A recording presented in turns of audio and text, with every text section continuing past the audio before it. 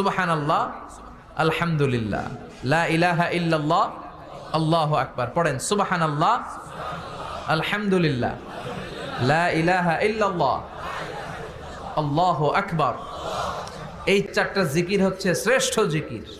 শ্রেষ্ঠ তো শ্রেষ্ঠই তো পাইছেন, আর এদিক ওদিক তাকান কেন? পড়েন ইচ্ছা মতো। এই চারটা জিকির একসাথে মিলিয়েও পড়া যায়, আলাদা করেও পড়া যায়।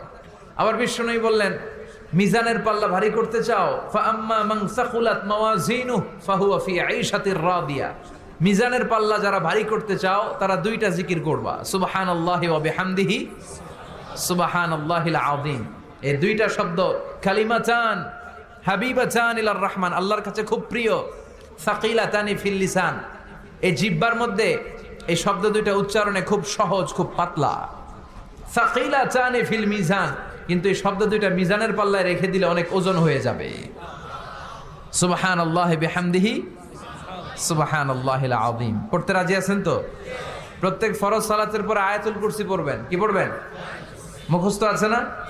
এটা পড়ে ফু দিলে কোনো জিন পড়ি, ব্ল্যাক ম্যাজিক কোনো কিছু আপনারা ধরতে পারবে না।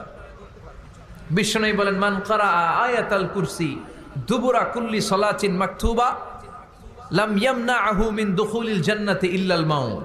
প্রত্যেক ফরজ সালাতের পরে কেউ যদি আয়াতুল কুরসি পড়ে, তার জান্নাতে ঢোকার ব্যাপারে আর কোনো বাধা নিষেধ থাকে না।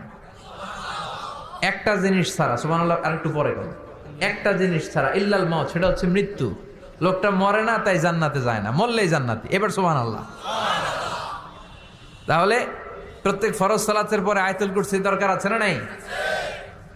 প্রত্যেক ফরজ সালাতের পরে